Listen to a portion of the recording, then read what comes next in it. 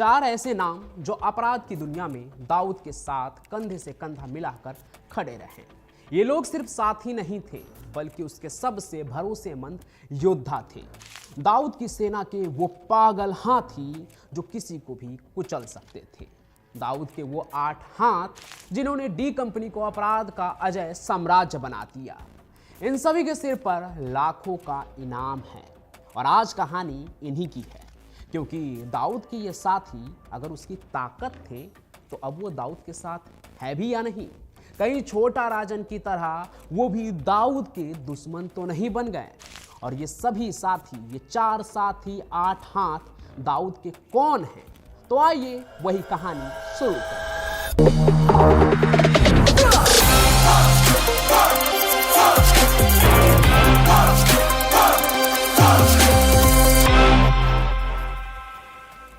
साल 2015 बंबई के अंडरवर्ल्ड के काले अध्याय से 1 दशक आगे निकल चुका मुंबई शहर।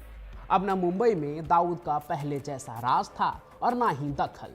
लेकिन इसी साल खबरों के बयार में एक झोंका ऐसे चला कि मुंबई से होते हुए पूरा देश हिल गया, क्योंकि खबर डॉन दाऊद इब्राहिम की थी और दाऊद इब्राहिम भारत आना चाहता था। जी हाँ, Dawood Ibrahim, don Dawood Ibrahim.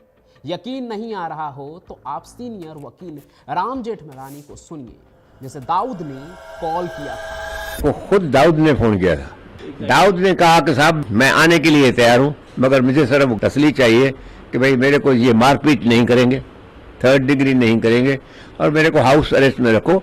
I am coming to defend myself. अगर मैं गुनाहगार हूं तो मेरे को सजा दो।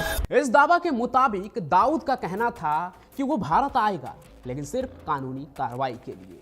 पुलिस की गिरफ्त में नहीं रहेगा और ना ही मार पिटाई सहेगा पुलिस की।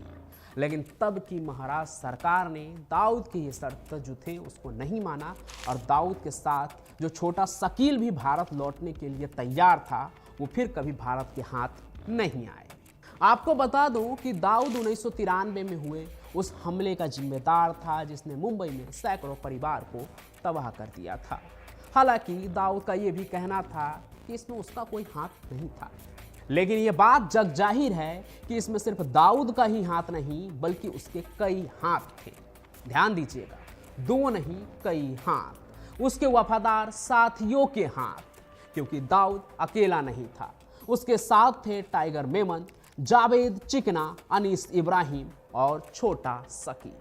4 ऐसे नाम जो अपराध की दुनिया में दाऊद के साथ कंधे से कंधे मिलाकर खड़ा रहा।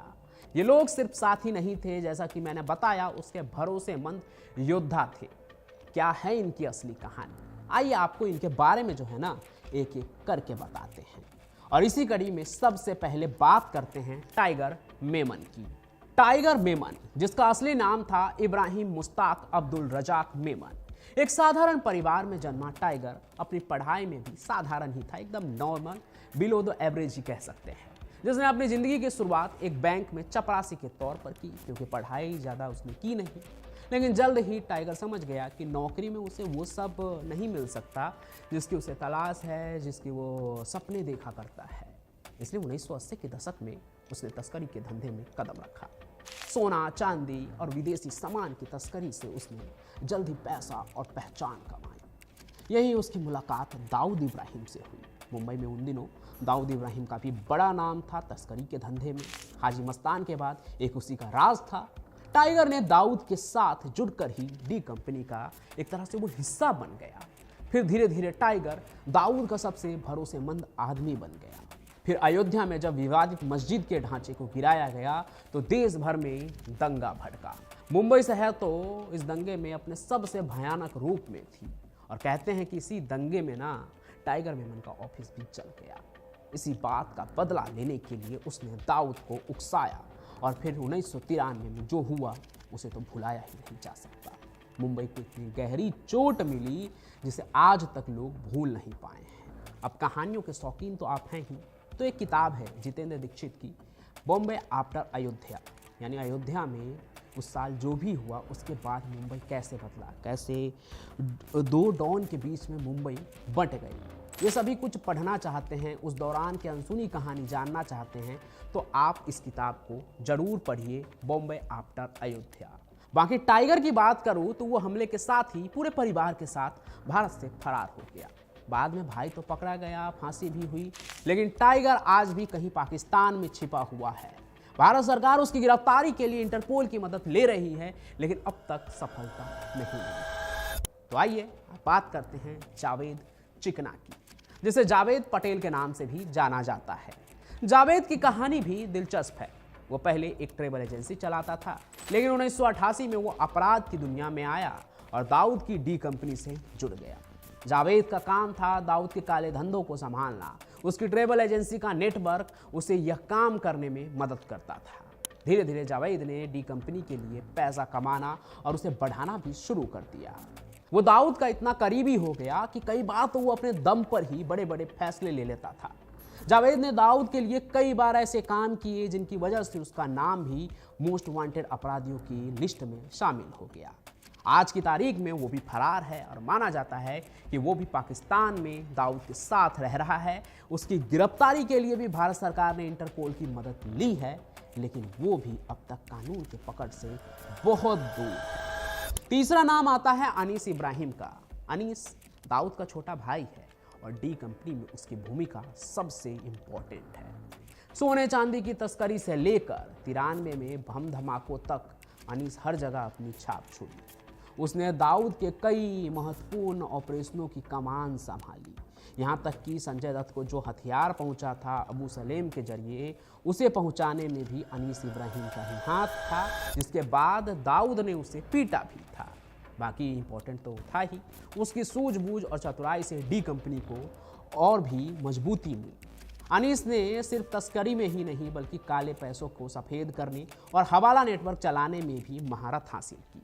93 में बम धमाकों के बाद वो भी फरार हो गया और तब से ही पाकिस्तान में दाऊद के साथ रह रहा है। उसकी गिरफ्तारी के लिए भी भारत सरकार कई कोशिश करती रही, लेकिन वो हर बार निकलता रहा।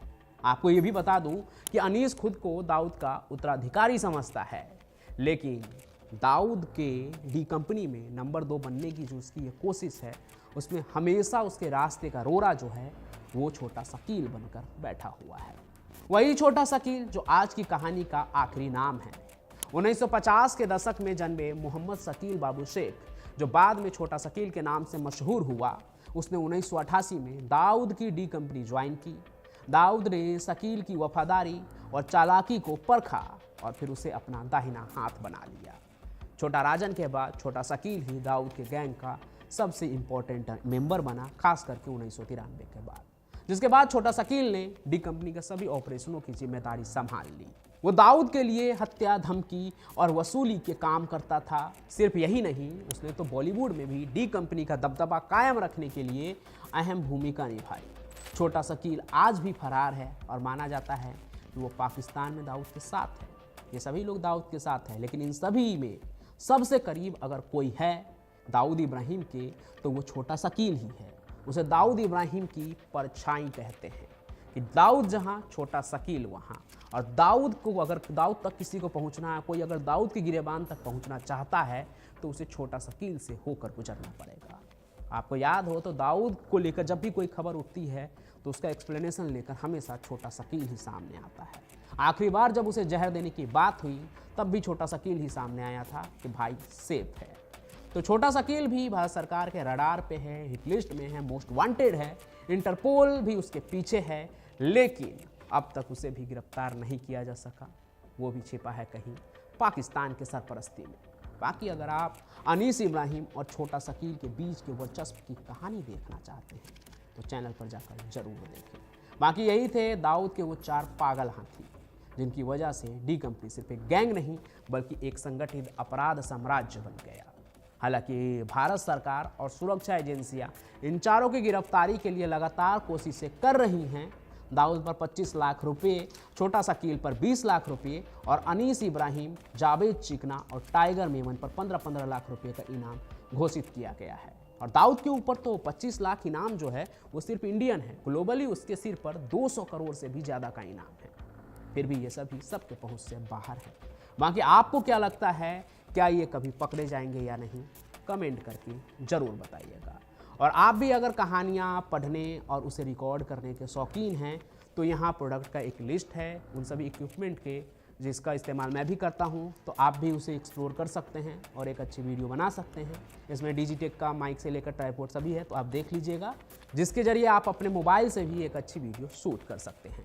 बाकी अब आप इस जो कहानी आपने सुनी है उसे लाइक कीजिए, ज़्यादा से ज़्यादा शेयर कीजिए और हमारे इस चैनल को सब्सक्राइब जरूर कर लीजिएगा। मैं पंचम प्रकाश आपसे यूं ही मिलता रहूँगा, तब तक के लिए आपका बहुत बहुत धन्यवाद।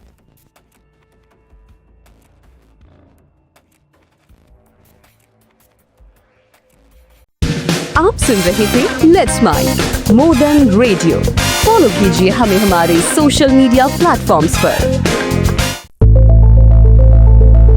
It's time for news. It's time for more than radio. Presenting the first radio news app, Let's Mic. Let's Mic, a news-based app on your phone where you get to watch and listen news, talk shows, interviews, radio